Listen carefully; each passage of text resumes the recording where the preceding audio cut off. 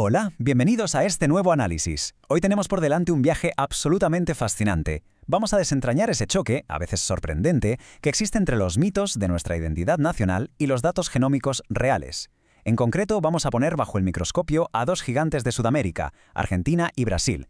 Y es que, durante siglos, las narrativas culturales nos han pintado una imagen súper específica de quiénes son los ciudadanos de estas naciones, pero resulta que la ciencia del ADN tiene una historia completamente distinta y, francamente, mucho más rica que contarnos. Pasamos a la primera sección, mitos de la identidad nacional.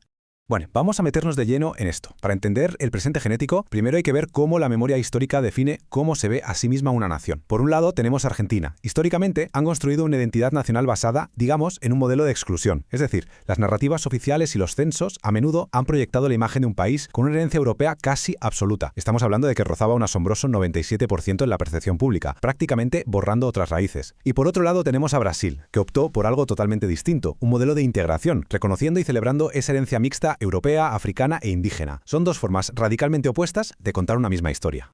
Y claro, todo esto nos lleva a plantearnos una pregunta ineludible. ¿Qué pasa realmente cuando estas creencias sociales, que están tan profundamente arraigadas sobre la raza y la nacionalidad, se someten a la prueba del algodón de la biología? ¿Qué nos revela nuestro plano genético cuando, apartamos los libros de historia y dejamos que hablen los cromosomas?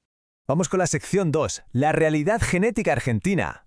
Adentrémonos en los datos puros y duros. Los estudios genómicos recientes han empezado a resquebrajar de verdad el mito de una nación puramente europea. Sí es cierto que la ascendencia europea conforma la mayoría del genoma promedio argentino, con un 65%, pero la historia no termina ahí en absoluto. Los datos revelan una presencia verdaderamente significativa de ADN indígena, alcanzando nada menos que un 31% junto con un 4% de ADN africano en toda la población. O sea, esto desmonta por completo esa narrativa totalmente infundada del 97% europeo. La población argentina ha sido impactada por un proceso de mestizaje profundísimo que la historia oficial sencillamente intentó invisibilizar.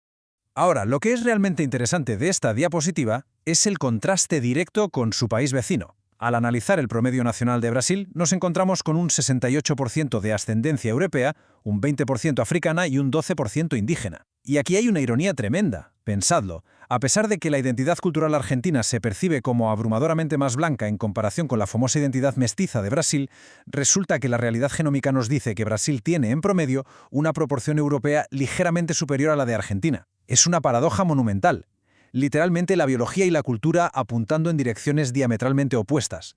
Pero un momento, ¿cómo llegamos a estos números? El genoma nos revela una historia de asimetría brutal.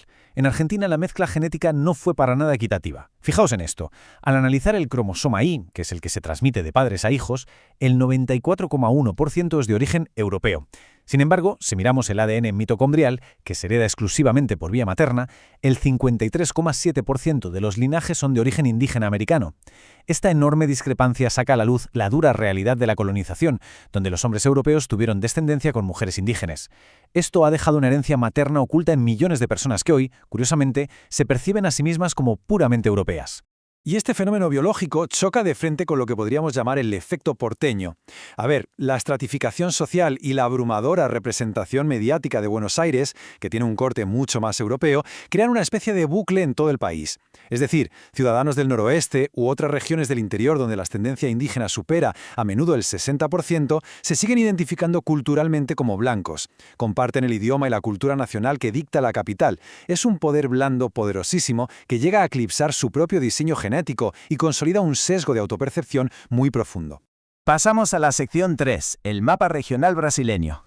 Si miramos hacia Brasil, su vasta geografía alberga unos contrastes genómicos tan extremos que la verdad desafían la idea de un único arquetipo nacional.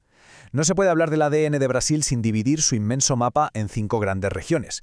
Por ejemplo, en el sur encontramos una mayoría europea abrumadora, del 81,8%. Pero si nos vamos al noreste, la huella africana se dispara hasta un notable 35,2%. Por su parte, la región norte destaca por mantener una fuerte ascendencia indígena, con un 27,7%, mientras que el sureste y el centro-oeste muestran perfiles un poco más intermedios. Así que, como podéis comprobar, ese promedio brasileño del que hablábamos antes esconde realidades regionales drásticamente diferentes. Sección 4.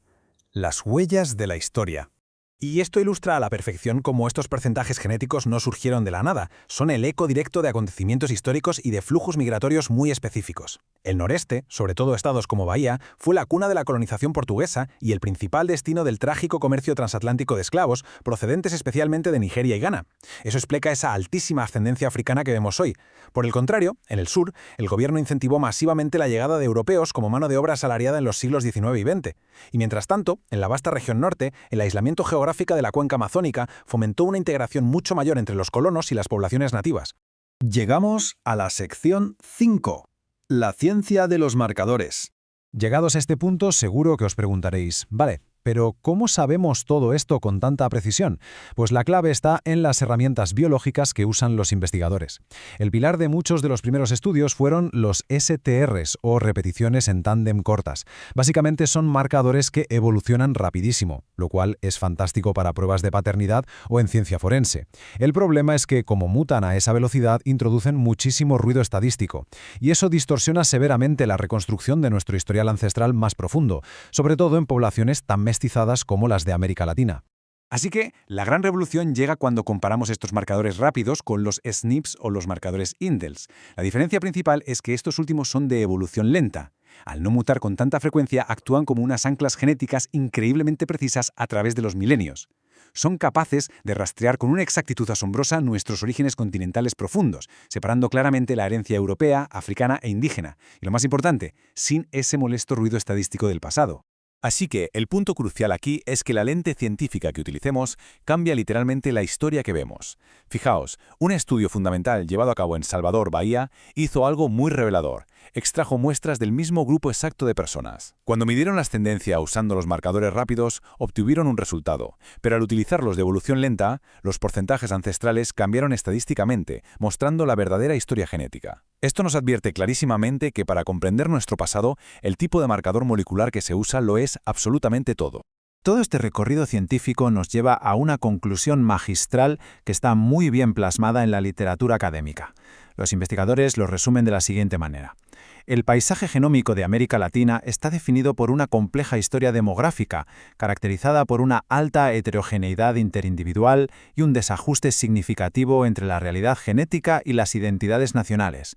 Creo que es la síntesis perfecta de esta inmensa paradoja genómica en la que habitamos.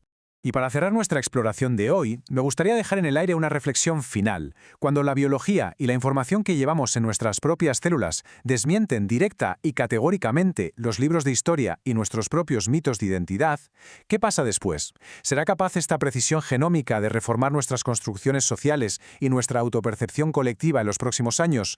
Es un debate apasionante, desde luego, y una prueba irrefutable de que la ciencia no solo nos explica de dónde venimos, sino que nos obliga a replantearnos quiénes somos realmente. Muchísimas gracias por acompañarnos en este análisis. ¡Hasta la próxima!